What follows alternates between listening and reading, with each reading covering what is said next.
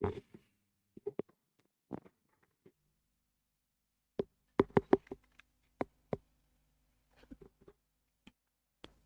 hamdalillah nahmaduhu wa nasta'in wa nastaghfiruh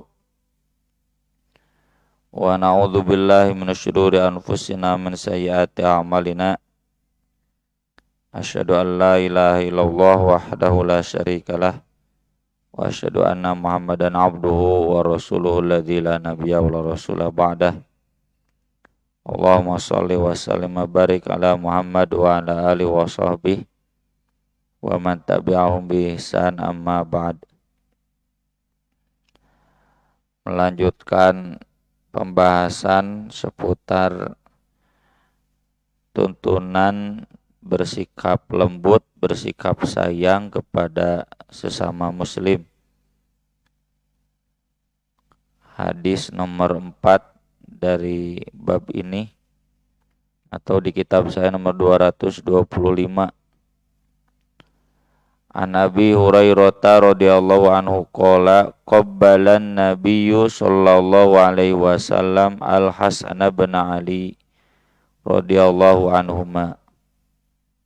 Nabi sallallahu alaihi wasallam mencium Hasan bin Ali, cucunya putra Fatimah.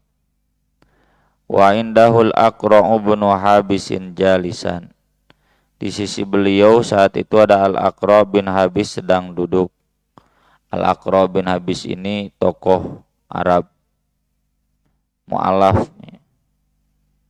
Faqala Al-Aqra' berkata, innali asyratan minal walad ma qabbaltu minhum ahadan.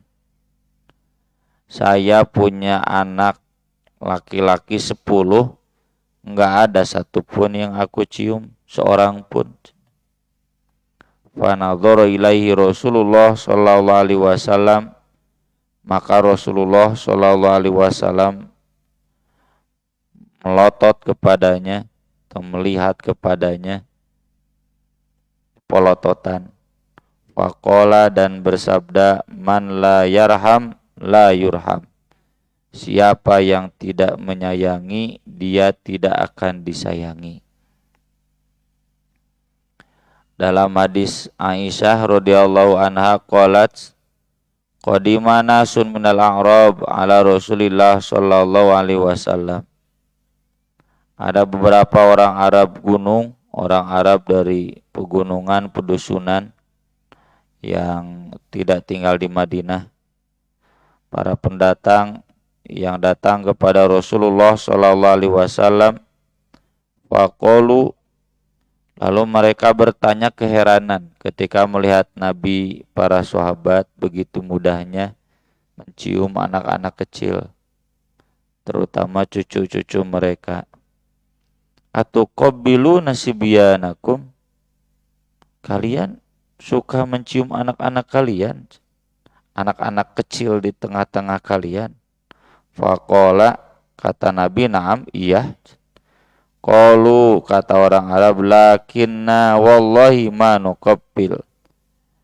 Kalau kami, demi Allah, kami tidak pernah mencium anak-anak kami.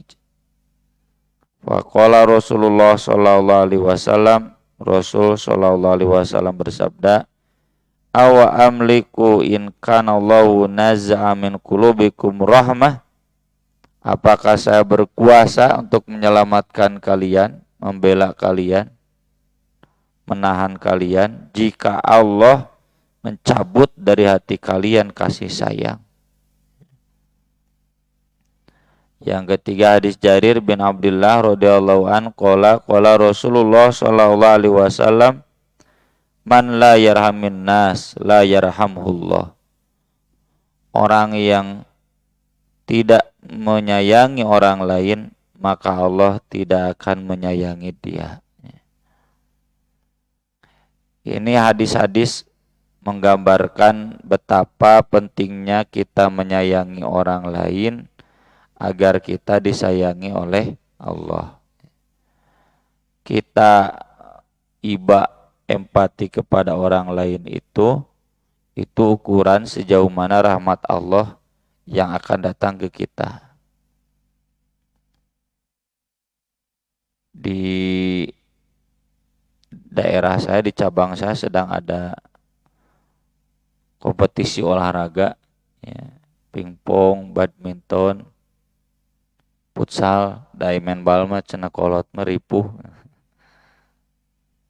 Ada pertanyaan polos, senang dengan kemenangan jamaahnya dan senang dengan kekalahan yang lain, bahkan nyesok aya wae panas teh ya, sesama DKM, sesama pengurus DKM panas, kata-kata yang kasar. Nah itu jadi ukuran ya, sejauh mana Allah memberi rahmat kepada kita. Tidak mustahil ya kita hidup kurang berkah, kurang rahmat dari Allah, anugerah dari Allah karena kita kurang empati. Mau siapa yang menang? Nya atoh we. Ya. Tidak kemudian sakit hati ketika jamaah sebelah yang menang. Padahal jamaah sebelah teh sarua Islam, sarua Persis gitu.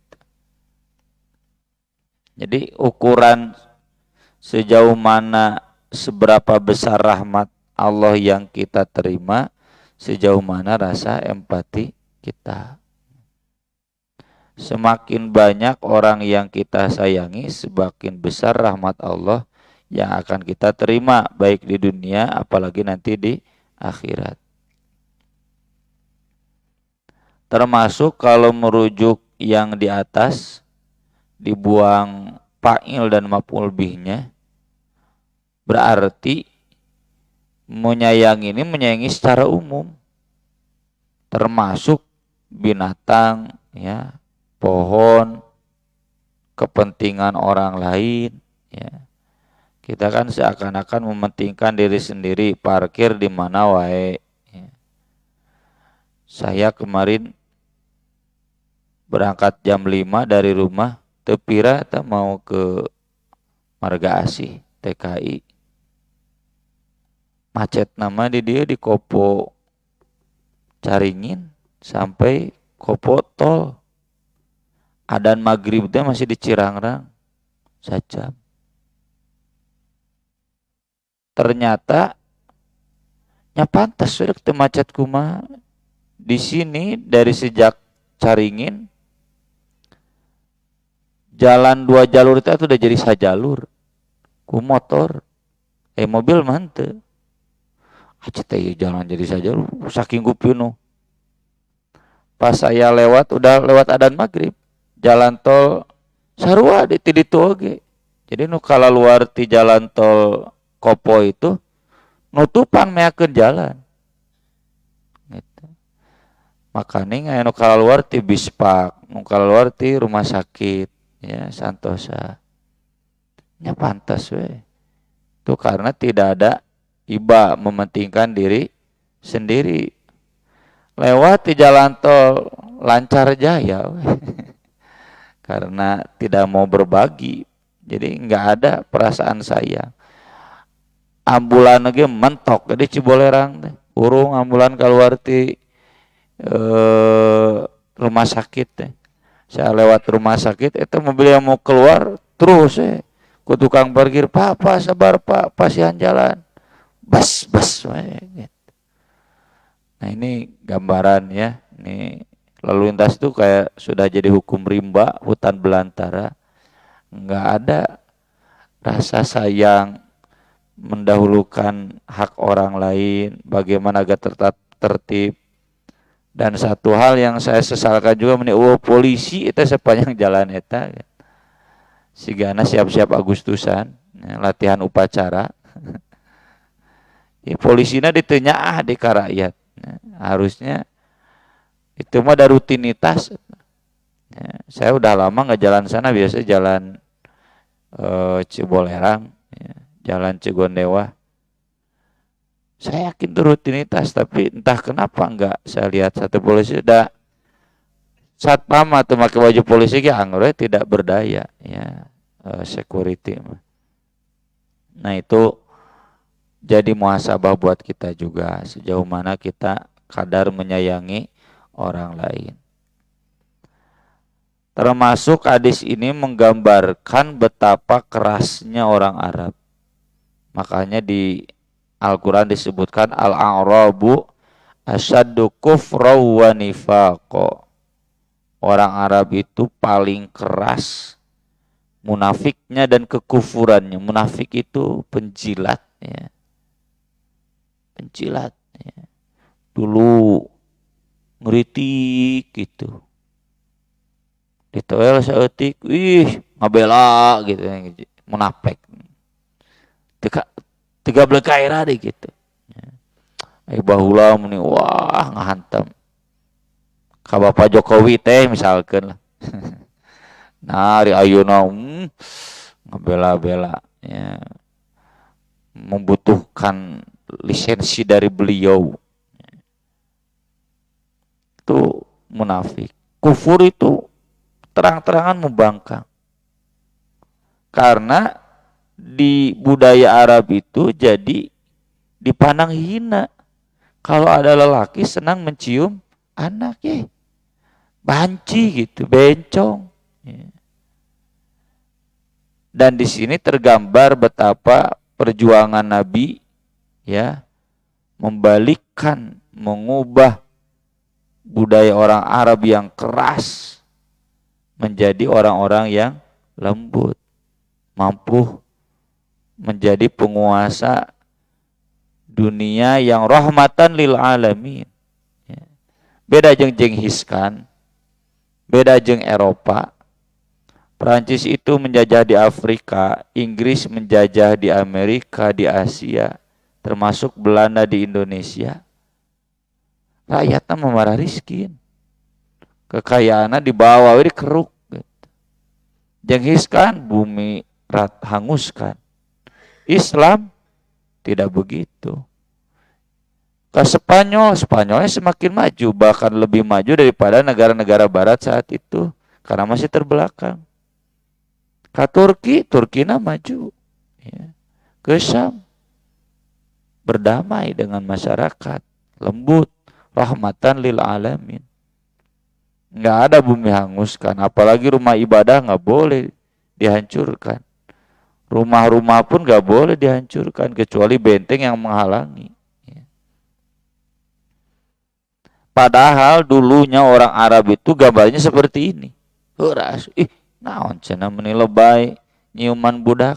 Nah, justru di sini Nabi mengajarkan bahwa kelembutan hati itu salah satu indikatornya sejauh mana bapak akrab dengan anak-anak kecil. Kieu we Pak tes lah. Mun guru diniyah teu aya, cing bapak kersa ngajar teu. Da ngawuruk ngaji mah babari atuh piraku teu bisa. Henteu kan? Henteu kan? Ngajar buar budak gitu. Nu aya teh emosi we kan? Ya. Ngajar anak-anak itu kan anak muda, kalau tidak ada kebanyakan anak-anak perempuan. Kenapa? Karena mereka hatinya lembut. Nah, untuk ngetes sejauh mana kadar rahmat yang ada di bapak, rahmat dari Allah. Kita ya Pak, mun barudak kosong, ya guruna keur gering misalkan, cing bapak siap teh ngajar barudak dinia. Itu butuh kesabaran. Wah, cenah bararaong da moal aya budak nu bager atuh. Nu bager ge kabawakeun pali teh baung. Ulin teh gandeng teh. Sejauh mana kita mampu mengendalikan emosi lembut ke anak-anak. Kalau bapak punya anak, punya cucu, teu apet tangeus tama, ya, buru muhasabah. Semalam saya ngobrol dengan Pak Haji, aduh, boga incu meni apet susah. Berarti Pak Haji teh nyaa lembut dengan cucu. Coba lamun Pak Haji galak boro-boro apetnya ngadeketan ge sieun. Nah ini harus jadi barometer lah bagi kita sejauh mana kadar rahmat yang ada dalam diri kita. Wa Nabi Hurairah radhiyallahu an anna Rasulullah sallallahu alaihi wasallam maqal Idza shalla ahadukum linnas falyukhaffif. Apabila salah seorang di antara kalian sholat mengimami jamaah, maka ringankanlah. Fa inna fihi mudha'if was-sakim wal kabir. Karena di tengah-tengah jamaah itu ada yang lemah, tidak kuat berdiri lama. Was-sakim, ada orang yang sakit tapi ingin sholat berjamaah, beser misalnya. Jadi kalau ada jamaah, Ustaz abdi teh yang sholat berjamaah tapi abdi beser. Maksudna mun cenah Ustaz tong panjang teh ngelehan we. Malah ajakan selalu ke masjid ngarah sholat teu panjang teh. Wal kabir, ada orang tua. Wa idza shalla ahadukum li nafsi falyutawil ma syaa. Apabila salah seorang di antara kalian sholat untuk dirinya, silakan panjangkan semau dia. Mun sorangan pek. Ya. Di urang mah tibalik. Berjamaah lila, mun sorangan gancang. Ini tenyunah. Ya. Wadal haja, dalam riwayat lain ada orang yang memiliki keperluan. Di sini sebetulnya kembali ke standar Nabi. Ya, standar Nabi itu mengimami ya mufassal. Yang tadi saya baca juga mufassal. Bahkan kalau Nabi surat mufassal itu satu surat satu rakaat. Kalau saya tadi 2 halaman setengah di 2 rakaat kan. Bedana teh meureun Nabi mah enak, saya mah enggak enak. Beda dikit atuh, penting macana bener we. Tapi pengalaman saya yang terbatas di Masjid Nabawi pun standarnya kayak tadi, Pak. Ya, paling panjang itu Jumat subuh baca surat As-Sajdah 3 halaman dan Al-Insan 2 halaman, 5 halaman. Sisanya sepanjang saya umroh ke sana paling panjang 1 halaman. Maksud saya, jadi kalau saya mengimami di sini 1 halaman, Bapak termasuk protes. Kalau memang ada keperluan, ya dikelola keperluannya agar cukup sholat subuh, ya standar 15 menit lah. Tapi sholat subuh, sholat maghrib, isya, itu di Masjidil Haram, di Masjid Nabawi pun pendek 1/2 halaman. Ya. Jadi kalau Syekh Sudes baca tuh surat An-Najm itu enggak tamat, ya, cuma setengahnya dipakai dalam sholat maghrib itu, enggak sampai pernah tamat sampai 2 halaman setengah enggak. Jadi di maghrib di isya itu 1/2 halaman standarnya, dan itu sesuai dengan arahan Nabi. Ya, kata Nabi kan kalau sholat maghrib, sholat isya, walaili idza yaksha, wasyamsi waduha, idza sama'un fatarat, itu kan standar 1/2 halaman. Jadi kalau imam baca 1/2 halaman, Bapak tahu suku lutus. Jadi dalam asumsi Bapak mah kudu kulhu palak binas, ya bukan atuh. Jadi standar yang disebut ringan itu standar Nabi. Satu hal yang tidak ada di Masjidil Haram itu sholat duhur dan asar. Sholat duhur asar itu di dalilnya panjang, sama dengan subuh. Ya, asar setengahnya. Tapi di Masjidil Haram mah cepet sigana kuladaran panas. Panasnya di luar, di jero mah tiis. Wallahu a'lam. Jadi hadis ini kan ditujukannya ke Mu'adz bin Jabal. Mu'adz bin Jabal ngimaman sholat isya, rakaat 1 Al-Baqarah, rakaat kedua An-Nisa, nya tuh panjang ding. Najan Al-Baqarah can turun kabeh harita tetep we saponok-ponokna Al-Baqarah yang belum sempurna. Sigana sajus mah geus aya harita. An-Nisa juga sama. Itu terlalu panjang. Maka Nabi mencontohkan standar mengimam itu al-mufassal. Al-mufassal itu 5 juz terakhir. Itu surat-surat yang pendek. Dan di Masjidil Haram pun Pak sama dengan di sini. Ya. Rakaat 1 dan kedua itu nyambung. Kalau suratnya belum tuntas. Gak pernah saya dengar satu imam Masjidil Haram, Masjidil Nabawi pun selama saya umroh ngimaman rokaat kahiji teu anggeus, rokaat keduanya pindah lagi nggak pernah. Ya, karena memang sunnah Nabi begitu. Rokaat satu dan kedua itu nyambung kalau belum selesai. Kecuali kalau sudah selesai rokaat satu ajal jalah, rokaat kedua atak kasur ya nggak apa-apa. Ya. Jadi kalau tidak selesai dan rata-rata baca suratnya yang panjang, itu nyambung Al-Anbiya ini rokaat keduanya nyambung, teu nyak celok rokaat lain. Ayo urang mah pan cuk cek celok. Ya, kulantaran apalan oge cuk cek celok. Ya. Kemudian Aisyah radhiyallahu anha menjelaskan in kana Rasulullah sallallahu alaihi wasallam la yada'ul amal. Sungguh Rasulullah sallallahu alaihi wasallam itu berani meninggalkan amal. Wa wa yuhibbu an ya'mala bih, padahal beliau ingin mengamalkannya.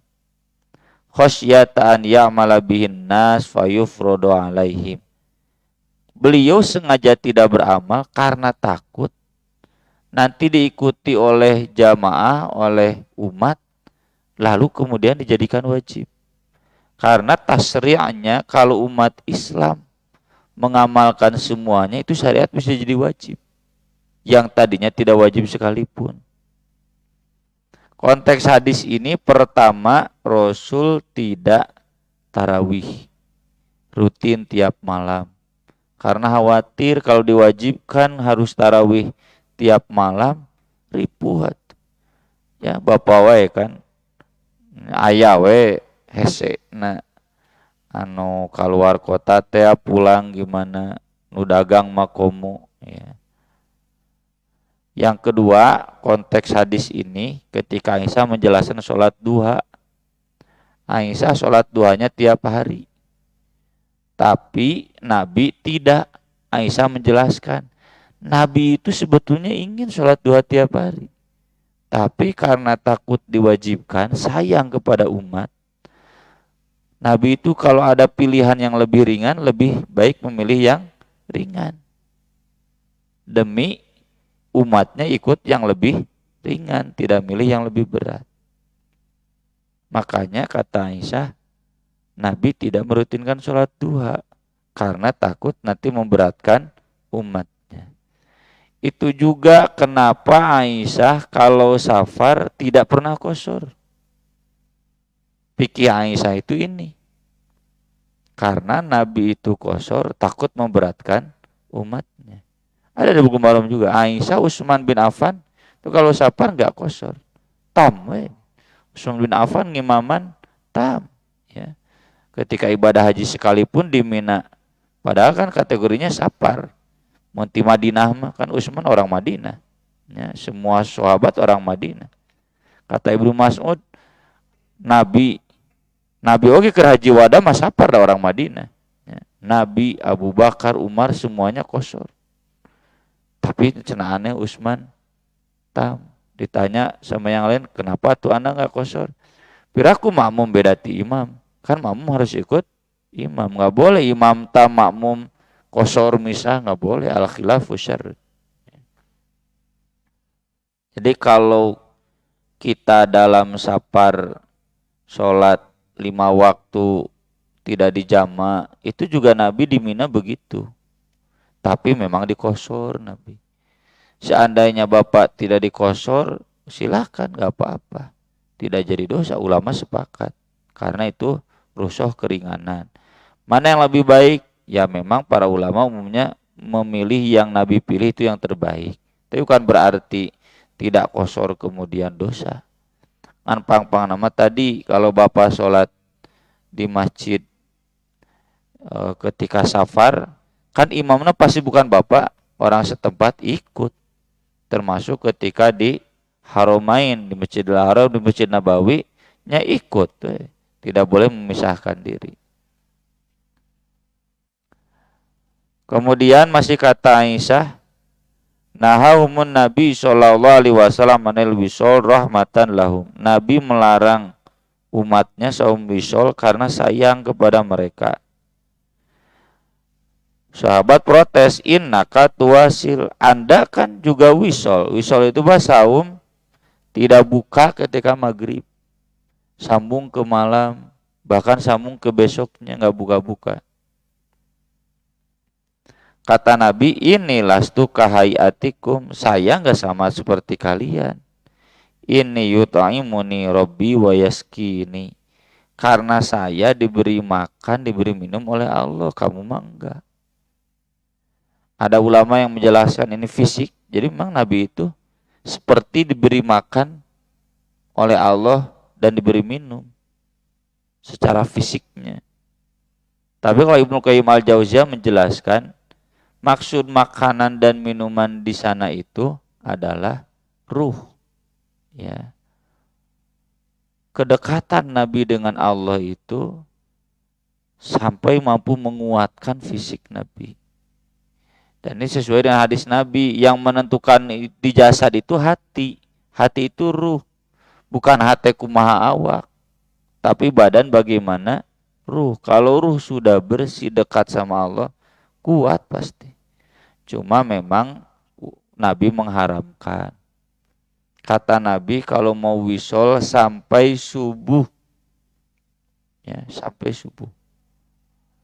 Jadi Bapak mengakhirkan buka maghrib, ka isya, ka malam, engkewe buka teh subuh atau sahur deui gitu.